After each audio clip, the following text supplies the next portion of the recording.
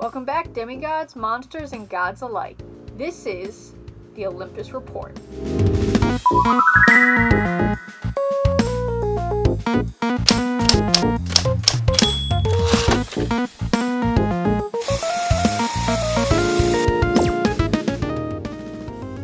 Oh, sorry, I didn't see you there. I was just trying to see the future in my dagger here. You know, kind of like Piper McLean. This is a character breakdown.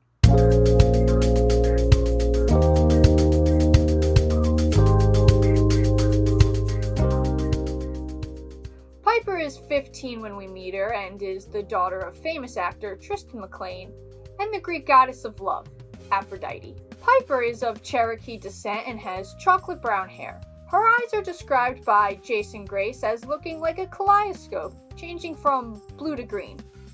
As a daughter of Aphrodite, Piper is naturally beautiful, but tries to hide it by keeping her hair chopped unevenly and wearing different length braids. We first meet Piper in the novel The Lost Hero, where we're introduced to her, Leo Valdez, and Jason Grace on a field trip to the Grand Canyon. We come to realize that things, as typically in the Percy Jackson universe, aren't quite right. Jason, who Piper thinks is her boyfriend, has no memory of how he got on the field trip or who he is. Soon enough, as usual, things get dangerous. Some storm spirits, known as Venditti, attack. After narrowly surviving and fighting off the storm spirits, Piper, Leo, and Jason are rescued by Annabeth and are taken to Camp Half-Blood. This is where Piper learns she's the daughter of Aphrodite by getting a makeover. After dinner, Aphrodite bestows her blessing on Piper, changing her clothes, giving her makeup, and a decent haircut.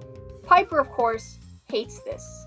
The plot of the novel is soon revealed in the kidnapping of Hera, the goddess of marriage, who needs rescuing. Soon, a prophecy is spoken, dictating that Jason, Piper, and Leo are going to have to go on a quest to save the goddess.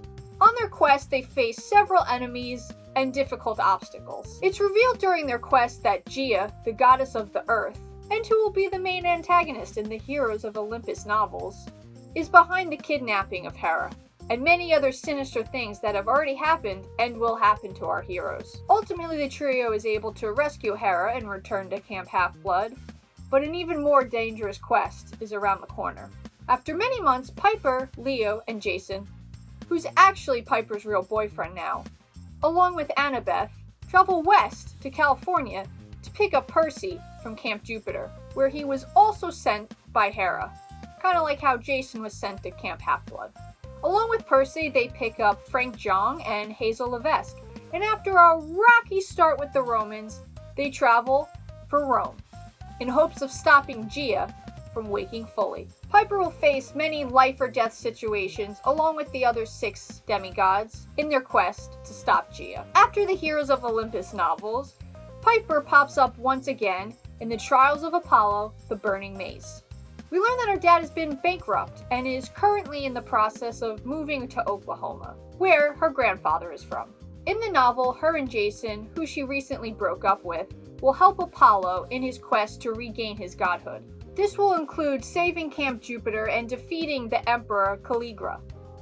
Now, spoilers ahead if you haven't read the novel.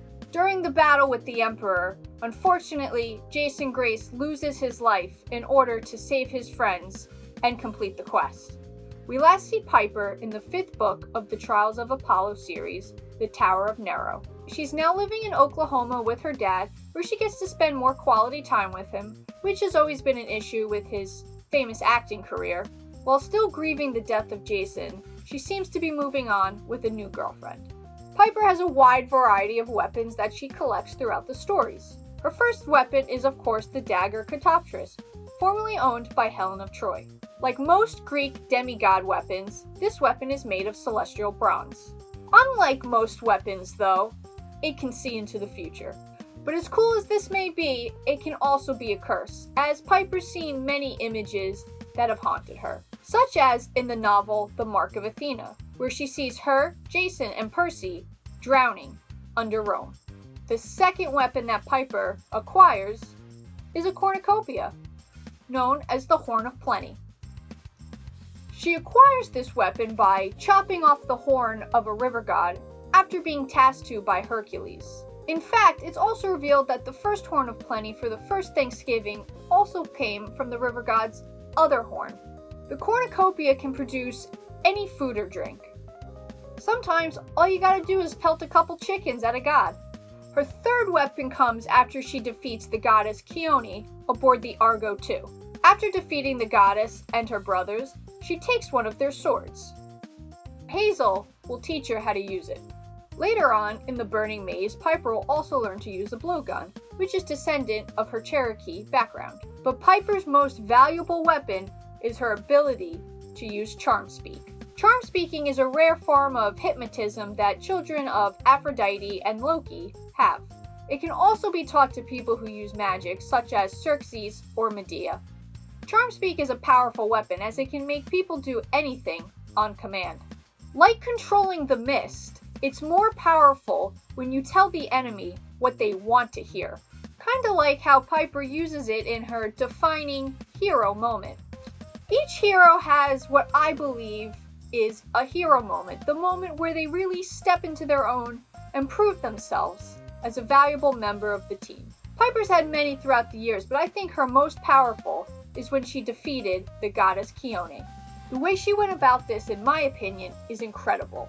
After Chione boards the Argo II and freezes everyone else and sends Leo flying into the sky, Piper's the only one left that can do anything. Piper realizes she's never going to be as strong as Jason or Percy, but that doesn't mean that she's not strong in her own way, because she's a threat too.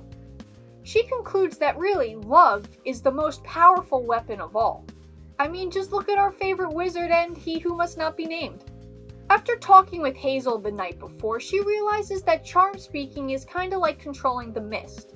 You have to tell your enemy what they want to hear. Piper does this with Chione's brothers, Zethys and Cal. By telling Cal how smart he is and valuable he is, and telling Zethys how handsome he is. By doing this, she starts to lure them onto her side, and turning them against their sister. With Chione, she plays into her curious nature, telling her that she's got a secret weapon that's going to destroy them all. By doing this, she's able to lure them next to Festus, the bronze dragon, who, unfortunately, was turned off before Leo was blasted into the sky. Using her love for the dragon, she's able to pour all of her emotions into her words and wake the bronze dragon, effectively turning him on, where he then proceeds to blowtorch Zethys and Cal, giving Piper enough time to stab Chione with her dagger. In this moment, Piper proved just how valuable she is to the team, but also realized her true potential. Overall, Piper McLean is an amazing character, and is personally my favorite. She proves that you don't need the typical traits, power, skill, etc., to be a good hero. That's all the information I have for you this time on Piper.